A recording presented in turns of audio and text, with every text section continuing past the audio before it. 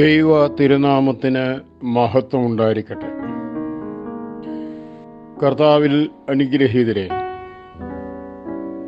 യഹൂദരുടെ മതഗ്രന്ഥമാണ് തൽമൂദ്.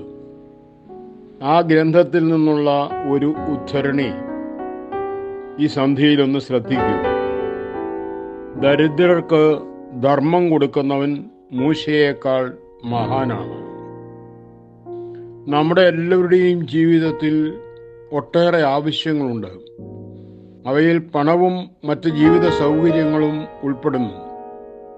എന്നാൽ ഒരുപക്ഷെ അവയേക്കാൾ വളരെ പ്രധാനപ്പെട്ടതാണ് മറ്റുള്ളവരുടെ സ്നേഹവും അംഗീകാരവും പരിഗണനയുമൊക്കെ.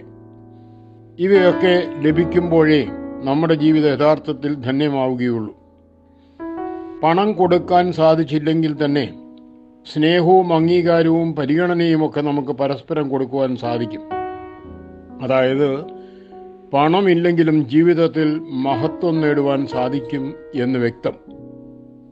മറ്റുള്ളവരിൽ നിന്ന് ലഭിക്കുന്ന നന്മകളെല്ലാം കൈനീട്ടി വാങ്ങുവാൻ നമുക്കെല്ലാവർക്കും ആവേശമാണ്.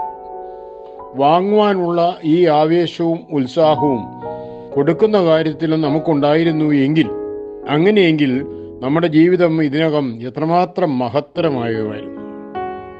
മഹത്വത്തിലേക്കുള്ള വഴി കൊടുക്കുന്നതിലാണ് അടങ്ങിയിരിക്കുന്നത്. ദരിദ്രർക്ക് ദാനം ചെയ്യുമ്പോൾ ലഭ്യമാകുന്നത് പോലെയുള്ള മഹത്വം നാം മറ്റുള്ളവർക്ക് സ്നേഹവും സേവനവും കാരുണ്യവുമൊക്കെ നൽകുന്നത് വഴി നമുക്ക് ലഭിക്കുന്നു എന്നതും നമുക്ക് മറക്കാതിരിക്കാം. മറ്റുള്ളവരിൽ നിന്നും നന്മകൾ സ്വീകരിക്കുന്നതിൽ നാം ശ്രദ്ധാലുക്കളായിരിക്കുന്നത് പോലെ മറ്റുള്ളവർക്ക് നന്മകൾ ചെയ്തു കൊടുക്കുന്നതിലും നമുക്ക് ശ്രദ്ധിക്കാം. ദൈവം എല്ലാവരെയും അനുഗ്രഹിക്കട്ടെ. ശുഭരാത്രി നേരുന്നു.